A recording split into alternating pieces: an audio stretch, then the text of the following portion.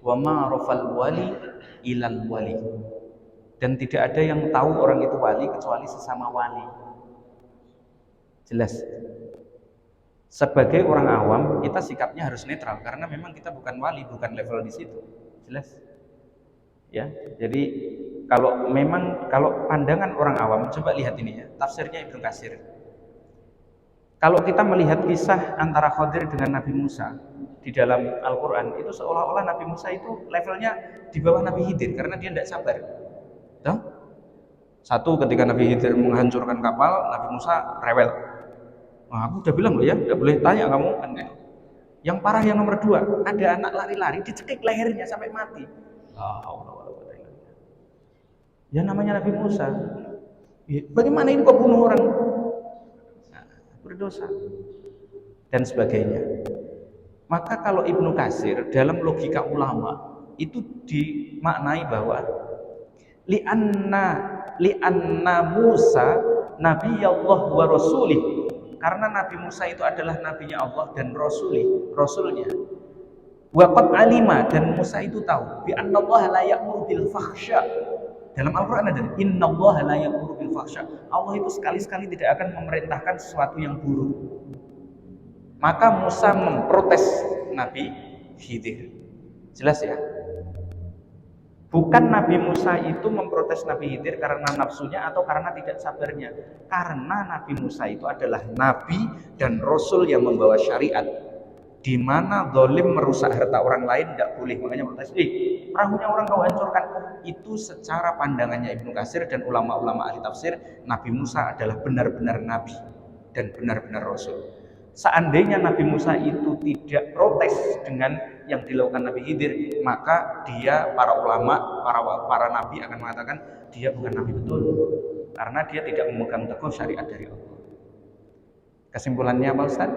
Jadi ketika kita melihat orang yang seperti itu, kita tidak boleh ikut-ikutan. Tugas kita adalah memegang syariah. Meskipun di antara mereka memang ada wali. Wa ma'rafal wali ilal wali, itu konsepnya. Tidak ada yang tahu dia itu wali kecuali sesama wali.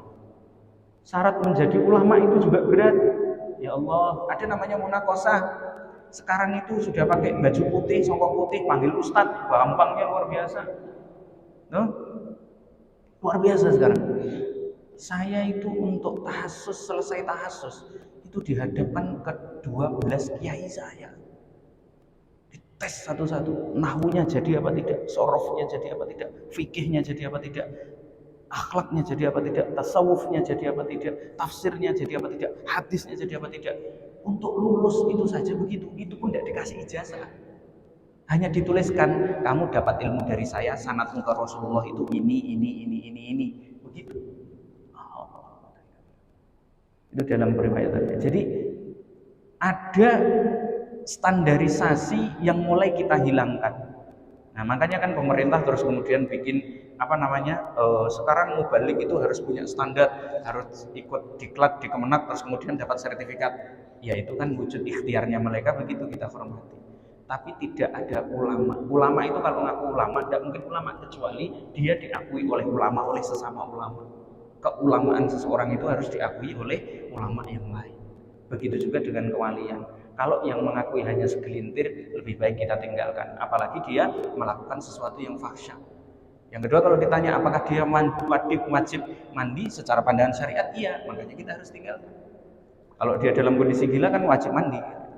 Nah, jadi idza zala aqlul mar'i, ketika hilang akalnya seseorang, imma bijununin, ada kalanya dia dengan gila, au ighma'in, atau dia epilepsi, maka dia wajib mandi. Nah, dia tidak mandi. Nah, berarti kita tidak ikut yang seperti itu, meskipun bisa jadi di antara mereka oleh Allah ada yang dikategorikan sebagai wali. Dah jelas ya. Memang kalau ngaji seperti ini harus mapan ya. Bahasanya Syekh Abdul Qadir Jailani itu kan sudah disepakati kewaliannya kan. Beliau itu dalam kitab Nurul Burhani, manaqibnya beliau itu ada makolahnya, saya masih hafal itu. Jadi la tashhuru bil mar'i, jangan engkau itu mengakui seseorang illa ba'di ardi af'alihi 'alal kitab was sunnah, kecuali engkau sudah melihat dia itu amalannya sudah cocok dengan Al-Qur'an dan sunnah. Kaila tuhibbuhu bil hawa, agar engkau tidak mencintainya karena hawa nafsumu, wa tabghaduhu, dan engkau membencinya bil hawa, dengan hawa nafsumu. Melihatnya dengan kacamata syariat. Ya. Yang terakhir adalah zakat dan bayar hutang. Dalam kajian fikih, dalam usul fikih itu ada 3 kondisi. Yang pertama adalah kondisi baik dan kondisi buruk. Otomatis kita milih yang baik. Kalau mampu bayar utang, bayar utangnya cukup, bayar utang dulu. Kalau duitnya pas, utangnya 10.000, duitnya 10.000. Jangan tanya 10.000 untuk bayar utang. Ini kondisi yang pertama. Tapi kan Ustadz, katanya di TV itu ada Ustadz bilang kalau sedekah 10.000 nanti jadi 100.000. Ya akhirnya dikejar-kejar orang itu sampai hari ini. Nah, utangnya 10.000, punya uang 10.000. Ini yang masuk kepada hadisnya Rasulullah. Barang siapa punya utang, hendaknya dia bayar sekarang juga, meskipun setelah itu dia fakir. Maksudnya ini, kondisinya dia dengan kondisi uang yang ada itu bisa menutupi semuanya. Yang kedua, kalau kondisinya baik dengan lebih baik, dia hutang 10.000, punya duit 20.000, 10.000 di hutang, dibayarkan hutang, 5.000-nya atau 3.000-nya digunakan untuk sedekah. Ini yang repot, Bu. Yang terakhir, buruk dengan lebih buruk. Hutangnya 100.000, duitnya hanya 20.000. Mateng. Ya. Itu ada dalilnya. Idza ta'aradu mafsadatani. Ketika ada 2 bahaya datang. Ru'ya a'dhamuhuma dararan birtikabi akhafihima. Kalau ada 2 kondisi yang sama-sama buruk, pilih yang buruknya tidak terlalu berat. Kalau 20.000 bayar 100.000 ini tidak cukup. Kalau 20.000 disedekahkan semua, ini kita juga nol. Kalau 20.000 dimakan, ini juga tidak cukup. Maka idealnya bagaimana? Dibagi. Ya uta'il huquq, membagi haknya dengan adil.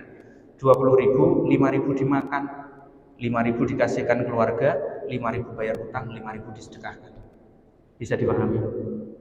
Ini ya, jadi akhlak fikihnya seperti itu. Nah, ada dalilnya lagi, tapi jarang disampaikan. Barang siapa punya hutang berat, sampai dia itu betul-betul berat dalam membayarnya, tapi dia tidak pernah berhenti untuk berikhtiar membayarnya, kemudian dia mati sebelum hutangnya lunas, fa'allahu, maka Allah itu yukafi'uhu, yang akan menjamin hutang-hutangnya nanti di akhirat. Itu ada tafsir panjangnya. Mudah-mudahan nanti diundang lagi saya jelaskan itu. Karena panjang itu ceritanya. Tapi intinya di sini, kalau cukup bayar langsung, kalau kondisinya lebih ya dibayar, dikeluarkan zakatnya atau sedekahnya. Nah, kalau tidak dicukup dibagi dengan adil. Sebagian untuk dirinya, sebagian untuk Allah disedekahkan, sebagian untuk membayar utangnya. Tidak ada uang nggak bisa dibagi kan? Tidak ada kan? Uang 1.000 bisa dibagi kok, 500. Apalagi uang 100.000 bisa dibagi-bagi. Jelas itu dalam Al-Quran. Liyunfik dzu sa'atin min sa'atih. Dalam memberikan nafkah kepada keluarga, kepada siapapun, kalau punya lebih kasih lebih. Tapi wa man qudira 'alaihi rizquhu falyunfik mimma ata. Tapi kalau dia tidak punya, tetap keluarkan nafkah, karena pasti tidak mungkin tidak ada nafkahnya, itu tidak mungkin. Keluarkan semampunya. Dimarahi ibu tidak apa-apa, Pak, tapi jangan sampai tidak setoran. Ustadz, kalau saya hanya kasih 100.000, ibu marah-marah. Daripada 100.000 saya marah-marah, saya apalagi hanya punya 50.000, saya gunakan beli rokok, itu salah. 100.000 aja dimarahi Ustadz, apalagi hanya 50. Kasih biar 50. Qurannya begitu. Liyunfik dzu sa'atin min sa'atih wa man qudira 'alaihi rizquhu falyunfik mimma ata. Lebih baik tidak sempurna tapi ditunaikan daripada tidak menunaikan sama sekali. Hadirin wal hadirat yang dimuliakan oleh Allah, itulah tadi kajian kita di pagi hari ini. Mudah-mudahan bisa dipahami dan bisa diamalkan. Dan tentunya kita menyelesaikan Ramadan ini dengan baik dalam kondisi sehat walafiat, dan nanti kita mencapai kemenangan. Amin. Allahumma amin. Al-Fatihah.